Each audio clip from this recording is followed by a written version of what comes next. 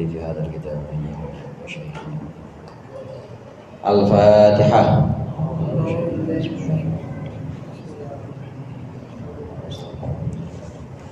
صراط الذين أنعمت عليهم. بسم الله الرحمن الرحيم.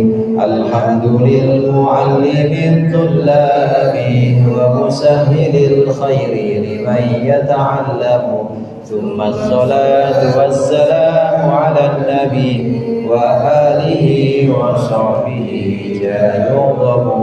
يا ربنا كفر عنا ذنوبنا ووالدينا ولمن هو مسلم. ندعوك اللهم علما نافعا من يومنا إلى الحساب يقوم. آمين آمين آمين ويا فتاح. آمين آمين آمين ويا عليم. الحمد لله الذي أرشدنا إلى طاعته وزجرنا عن معصيته، والصلاة والسلام على من أرسله الله لإرشاد العباد وعلى آله وصحبه المهتدين إلى سبيل الرشاد.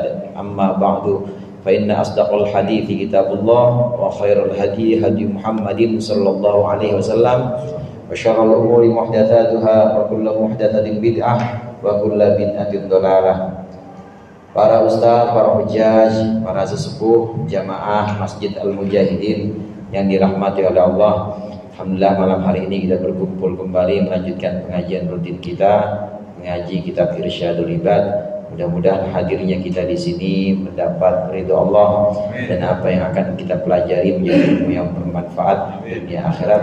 Amin ya rabbal alamin. Masih membahas tentang keutamaan fakir atau keutamaan miskin. Keutamaan yang dimaksud di sini adalah keutamaan yang hakiki yang adanya di sisi Allah. Kadang-kala kita memandang keutamaan itu kalau orang terhormat atau orang mulia di sisi manusia, bisa karena jabatan, bisa karena kekayaan, bisa karena lain sebagainya. Tapi sesungguhnya kemuliaan atau keutamaan yang sesungguhnya, keutamaan yang hakiki ini adalah keutamaan yang ada di sisi Allah. Karenanya di bab Irsyadul Ibad ini, bab-babnya ada keutamaan tentang miskin. Jadi miskin itu utama. Miskin itu utama. Orang fakir sebutannya fakir. Miskin yang sabar ini adalah orang yang utama. Sama juga orang kaya, syukur ini juga utama. Kira-kira kita pilih yang mana? Kaya syukur apa miskin sabar? Iya, mau enaknya aja maunya ya. Kaya tapi syukur. Tapi dihisapnya saudara lama. Orang-orang miskin yang sabar udah masuk surga duluan. Nanti setengah hari berikutnya, setengah hari. Jadi nggak sampai satu harian, setengah hari berikutnya baru orang-orang kaya yang sabar, orang-orang kaya yang syukur yang baru masuk surga. Jadi orang kaya yang bersyukur tetap masuk surga yang belakangan. Selisihnya setengah hari. Setengah hari itu 500 tahun. 500 tahun karena satu hari di sisi Allah itu 1000 tahun. Wa inna yauman inda rabbika ka'alfi sanatim mimma ta'udun. Selisih waktunya. Ya kalau kita pilihannya adalah syukur, kaya syukur, ya insya Allah nanti juga akan masuk surga. Cuma dihisapnya agak lamaan. Ya auditnya banyak di sana. Bukan cuma audit sama BPK atau OJK, auditnya malaikat yang benar-benar malaikat di sana yang audit semuanya. Kita sudah sampai pada pembahasan keutamaan fakir atau keutamaan orang-orang fakir, orang-orang yang di sisi Allah memang dia hidupnya itu benar-benar prihatin, namun prihatin atau kemiskinannya ini tidak mendorongnya untuk tamak, tidak membuatnya untuk pengen-pengenan punya apa yang dimiliki oleh tetangganya, enggak. Jadi dia benar-benar ridho terhadap ketetapan Allah, ridho terhadap kemiskinannya. Nah di sini ada di halaman 41 yang akan kita baca, di tengah-tengah di situ 41. Tengah-tengah udah agak lebih ke bawah sih. Bismillahirrahmanirrahim. Qala al-muallif rahimahullah wa nafa'ana bihi wa bi ulumihi fid dharain amin. Wa huwa an Abi Hurairah qala laqad ra'aituni wa inni la akhiru fi ma baina mimbari Rasulillah sallallahu alaihi wasallam ila hujrati Aisyah radhiyallahu anha. Wa huwa maksudnya wa akhraja huwa maksudnya Imam Bukhari mengeluarkan hadis. Artinya kalau sudah dikeluarkan oleh Imam Bukhari ini sahih pasti. Kalau dikeluarkan oleh Imam Muslim ini juga pasti sahih. Wa huwa dan dia juga maksudnya Imam Bukhari mengeluarkan satu hadis an Abi Hurairah dari sahabat Abu Hurairah qala berkata Abu Hurairah laqad ra'aituni sungguh aku melihat diriku wa inni la akhiru dan aku sedang tersungkur fima baina mimbari Rasulullah sallallahu alaihi wasallam di antara mimbar Rasulullah ila hujrati Aisyah kepada hujrah atau kamar Aisyah radhiyallahu anha. Aku tersungkur maghsyiyan alayya dalam keadaan pingsan. Maghsyiyan ditutupi siapa alayya aku, maksudnya ditutupi pikirannya. Jadi pingsan. Fayaji'u al-ja'i, maka datanglah siapa al-ja'i orang yang datang. Fayadhu rijlahu, maka dia meletakkan kakinya ala unuki di atas tengkukku. Wa yara anni majnunun, wa yara dan dia melihat dia berpendapat bahwa sungguhnya aku gila. Wa ma bi jununun, sedangkan aku tidak gila. Wa ma bi illal ju', tidak ada pada diriku illal ju'u kecuali lapar, saking laparnya. Sahabat Abu Hurairah itu termasuk ashabus suffah.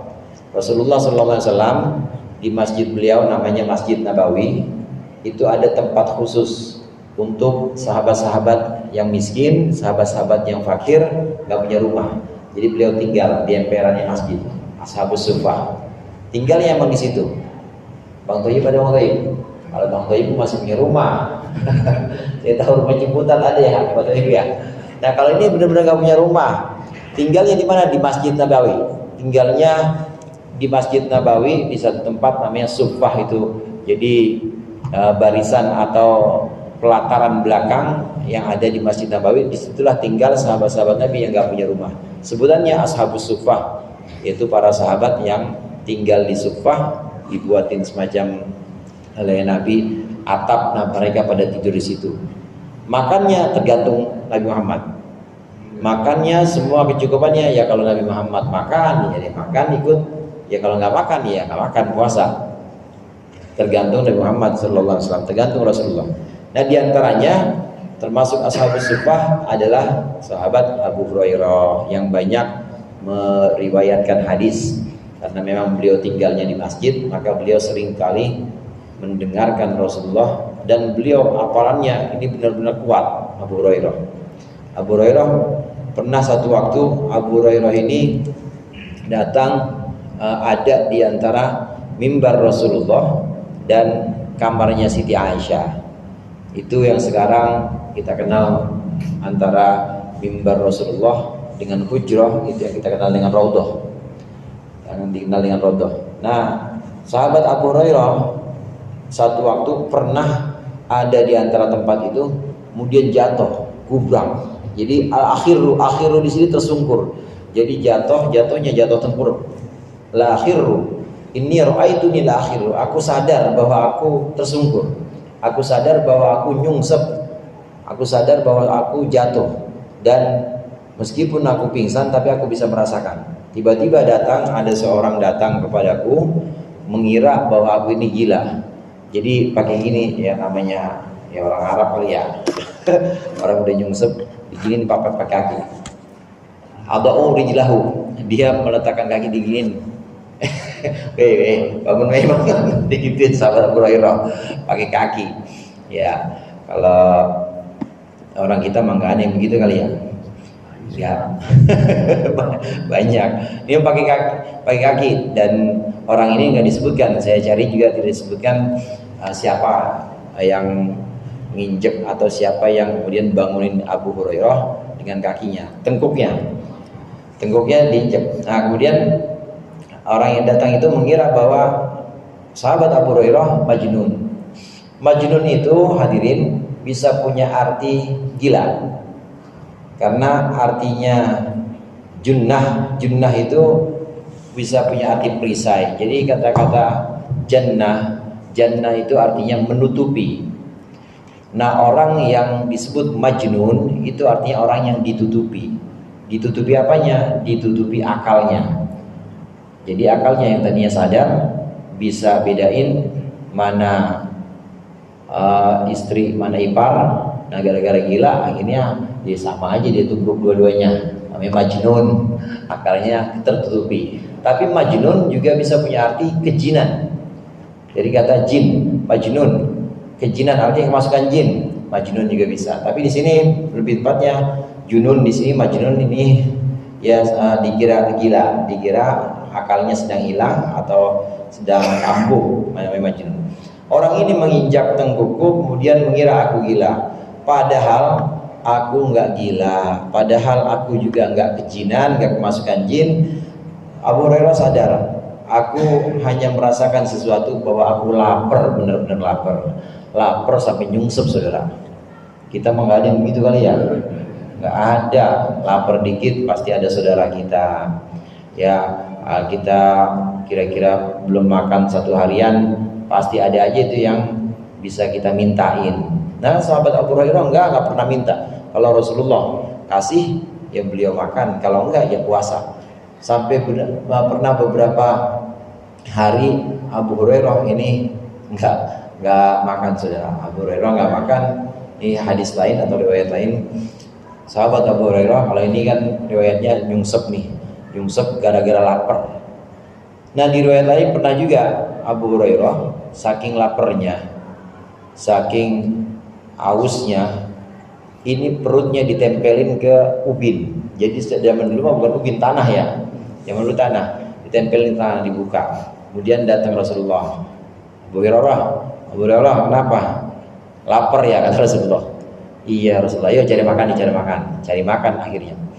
Cari makan di beberapa hujrah atau kamarnya para istri Rasulullah. Rasulullah tanya, ada makanan nggak?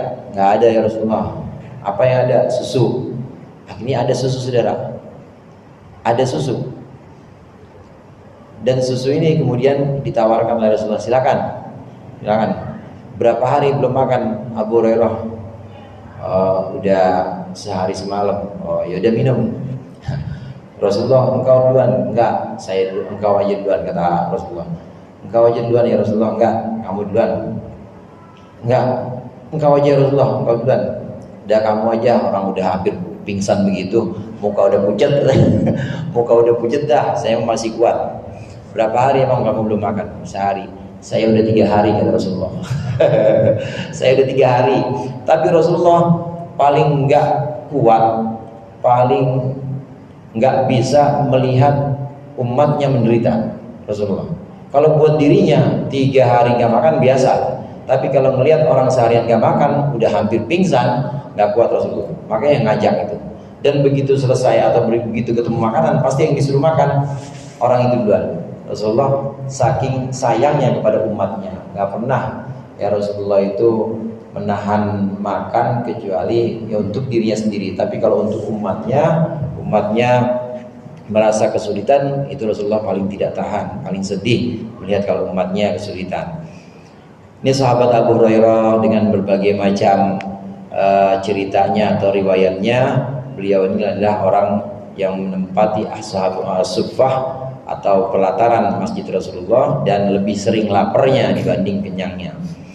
Wa ruwiya annahu sallallahu alaihi wasallam, dan diriwayatkan bahwasannya Rasulullah sallallahu alaihi wasallam kana yabitu huwa wa ahluhu al-layali al-mutatabi'ata. Bahwasannya Rasulullah, beliau dan keluarga beliau ini pernah bermalam, pernah begadang atau melalui malam al-layali al-mutatabi'ata, beberapa malam berturut-turut, melewati malam tawiyan dalam keadaan melipat perutnya. Tawiyan melipat perutnya. La yajiduna asya'an, mereka tidak menemukan makan malam. La yajiduna asya'an. Asya'an, al-asya' ainnya fathah, saudara, ainnya fathah, makan malam. Tapi kalau al-isya apa? Sholat. Jadi ada al-isya, itu yang biasa kita lakukan jamaah. Al-isya namanya sholat isya. Tapi kalau ini al-asya, al-asya ini makan malam. Sebutannya sama-sama. sebutannya mirip-mirip. Ada Isya, ada Asya. Ada istilah untuk makan malam namanya Asya. Ini ada sedikit perbandingan antara Asya dengan Isya. Rasulullah pernah menyebutkan idza hadarul isya faqaddimil Asya. Ketika datang waktu Isya tetapi sudah disiapkan makan malam, maka duluin makan malam. Itu. Kemudian ada hadis idza ta'asya fatamasya.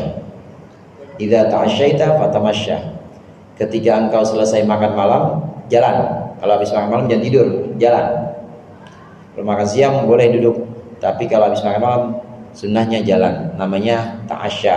Asya itu makan malam, kalau isya itu sholat isya. Antara sholat isya dengan asya dengan makan malam, duluin mana? Duluin makan malam. Kalau udah disiapin, udah terlanjur ada digelar, maka isyanya antar-antaran aja. Ini kalau kita antara waktu sholat dengan dihidangkannya makanan, maka dahulukan makanan kalau waktunya masih panjang. Tapi kalau waktunya udah pendek, maghrib jam 6 disediain makan, maghrib jam 6 disediain makan, jam 6 kurang 10, padahal belum sholat asar. Makan dulu Ustaz, kata guru, makan dulu lah, asar lu aja jam 6 kurang 5, mau makan dulu jangan, nggak boleh. Kalau udah mepet nggak boleh. Nah, ini Asya, makan malam. Rasulullah Sallallahu Alaihi Wasallam dan para istri-istri beliau ini pernah beberapa malam berturut-turut tidak ketemu makan malam. Jadi benar-benar tidak ada makanan sehingga melipat perutnya. Istilah melipat perutnya di sini artinya nggak makan, perutnya dilipat. Perut itu kan kalau organ yang ada dalam perut itu kan usus.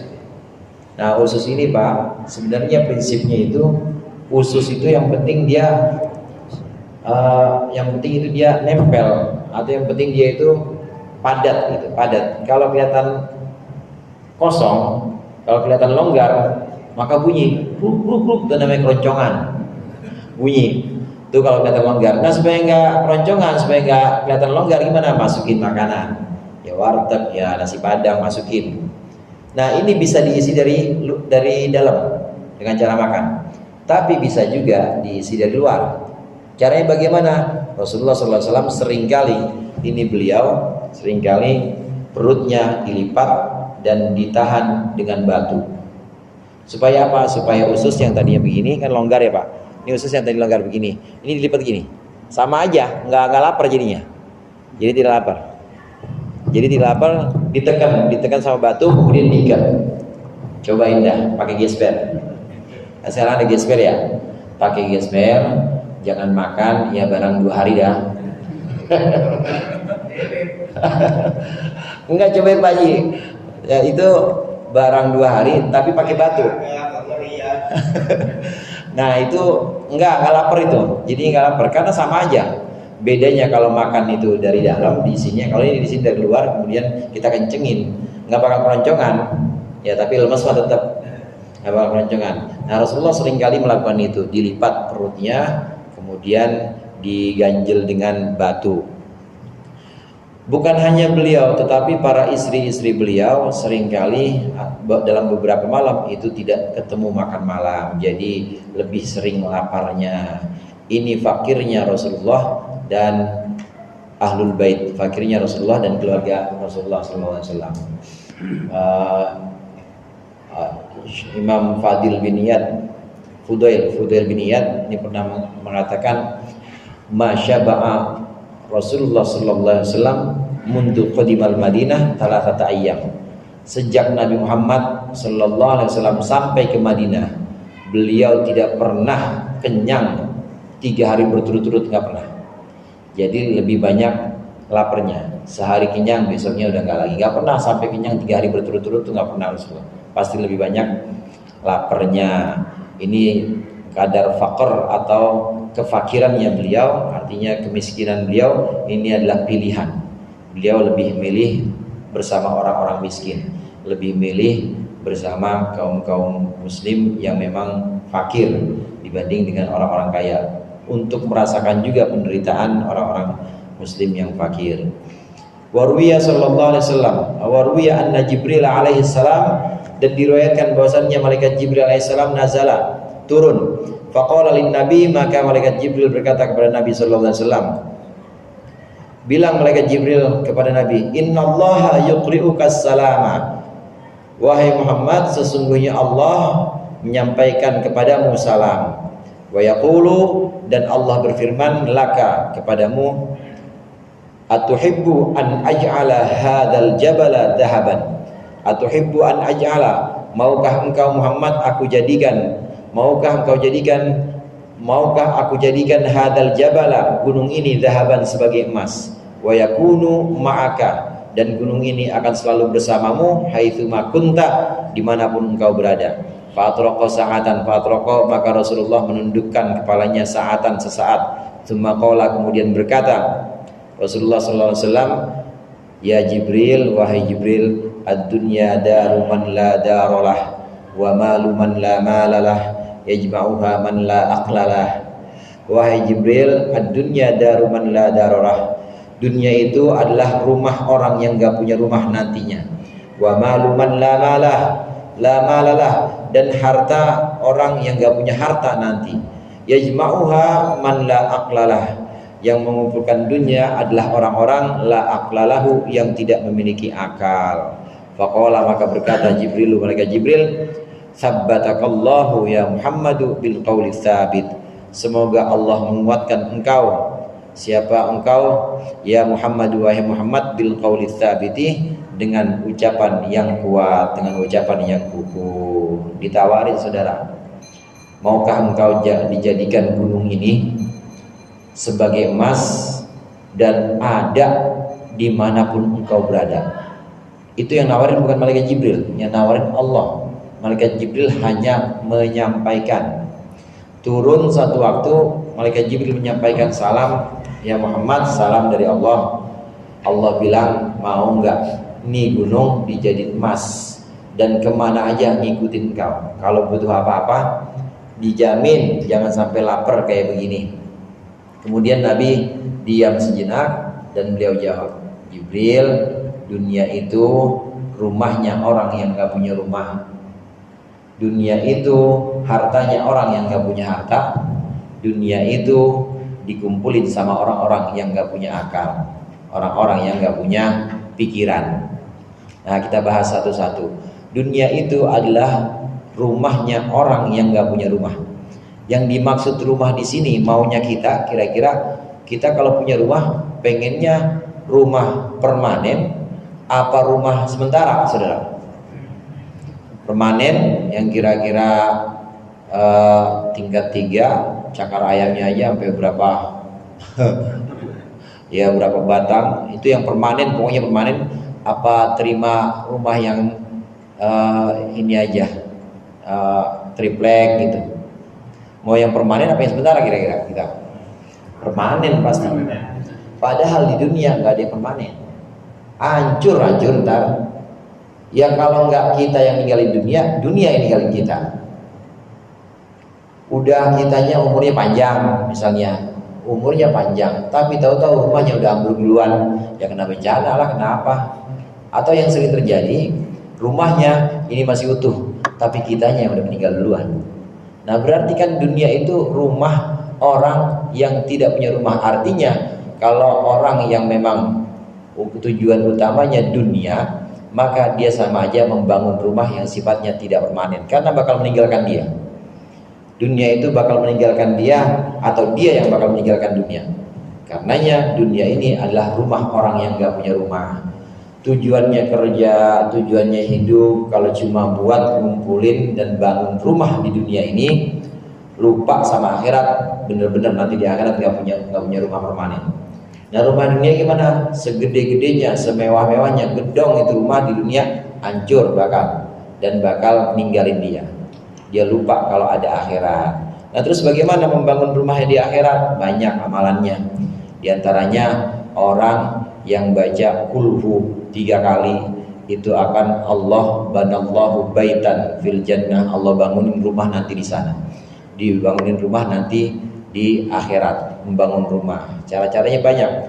Sholat kita, kemudian sedekah kita, ini bisa untuk bangun rumah yang ada di akhirat yang sifatnya permanen.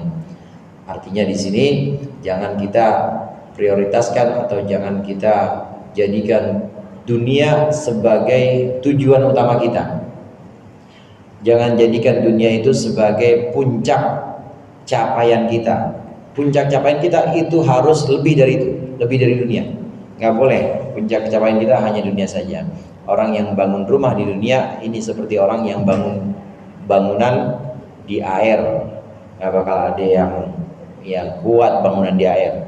Ya pasti dikit-dikit hancur, dikit-dikit kena ombak. Yang namanya di laut, ya nggak pakai pondasi lagi.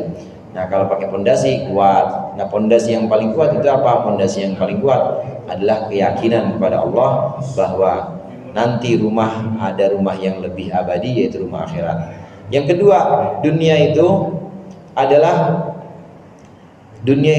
harta. Harta orang yang gak punya harta nantinya. Sedekah yang kita infakkan, kita punya gaji 7 juta misalnya, kemudian kita infakkan buat Masjid Al-Mujahidin 5 juta, yang 2 juta buat keperluan kita. Ini sebenarnya 5 juta yang gak habis nih. Yang abadi, yang kekal itu yang 5 juta yang buat infakin.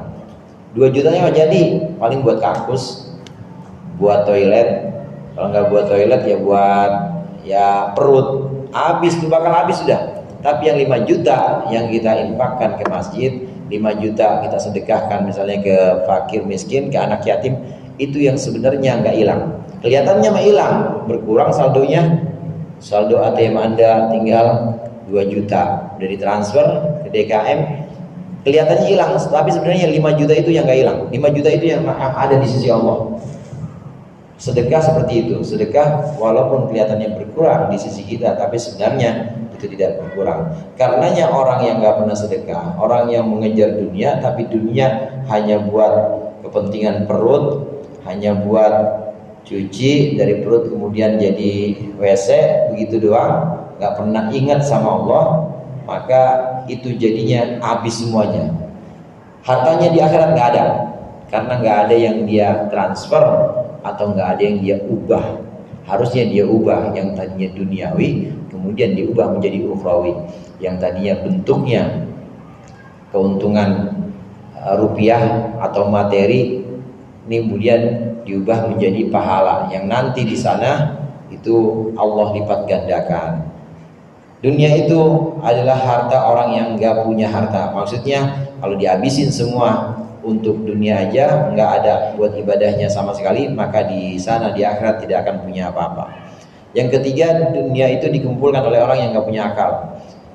Hadirin rahimakumullah, akal itu kemampuan untuk menangkap, kemampuan untuk memahami akibat-akibat segala sesuatu. Karenanya akil itu disebut al-akil may ya'rifu bil awaqib. Orang yang berakal itu orang yang mengenal tentang akibat. Akibat itu apa sih akibat? Akibat itu penghujung atau hasil dari sesuatu nantinya. Akibat itu namanya. Orang yang punya akal adalah orang yang bisa memandang akibat-akibat segala sesuatu. Kalau nggak bisa memandang akibat segala sesuatu, maka dia nggak berakal. Nah, dunia ini cenderung orang yang cinta dunia ini cenderung memandang sesuatu untuk sekarang aja. Dia tidak memandang akibatnya atau tidak memandang kesudahannya. Sedangkan orang yang berakal ini pasti memandang kesudahannya. Kalau saya beli makanan ini saya pakai buat ngaji, maka makanan yang tadi saya beli ini juga ada bagian dari akhiratnya. Dan nanti akan ada buahnya di akhirat yang bakal saya petik. Nah, ini terus terpikirkan seperti itu. Semuanya dia mulai dari makan, mulai dari beli makanan, kemudian dia infak, dia melakukan segala macam ibadah melalui sedekah-sedekah dari hasilnya, dari penghasilannya. Ini selalu dia utamakan, selalu dia prioritaskan buat akhirat. Kenapa? Karena dia tahu akibat atau kesudahannya. Kesudahan yang paling nyata bahwa dunia ini akan berakhir dan nanti ada akhirat. Orang yang berakal pasti selalu memandang seperti itu. Orang yang berakal pasti selalu memandang bahwa dunia ini ada akhirnya dan nanti bakal ada akhirat yang lebih abadi.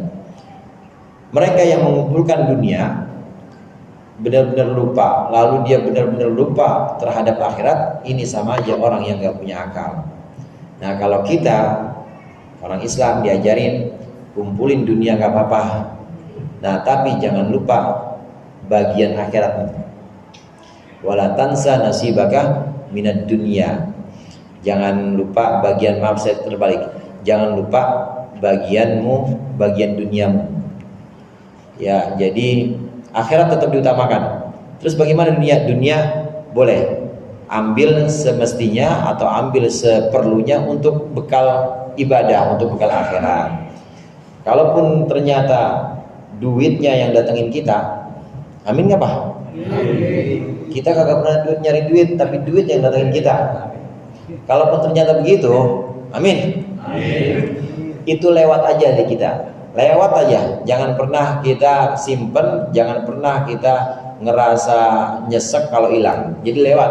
Kenapa demikian? Karena memang Allah lagi mentakdirkan kita untuk menjadi perantara. Yang Allah jadikan perantara adalah kita. Mampir ke kita, kasihin lagi, mampir kasihin lagi, mampir kasihin lagi. Itu yang dilakukan oleh Rasulullah dan para sahabat. Rasulullah dan para sahabat tidak pernah nyimpen lama-lama. Begitu ada yang ngasih, kasih lagi, kasih lagi. Jadi sebagai perantara aja. Nggak ada yang lebih mulia ketimbang menjadi perantara dari rahmat Allah. Termasuk perantara membagikan harta ini. Mudah-mudahan bermanfaat. Allah manfa'na bima 'allamtana wa 'allimna ma yanfa'una warzuqna fahman nabiyyin wa hifdzal mursalin hamal malaikatil muqarrabin bi rahmatika ya arhamar rahimin. Sallallahu alaihi wasallam Muhammad wa alihi wasallam. Alhamdulillahirabbil alamin. Wassalamualaikum warahmatullahi wabarakatuh.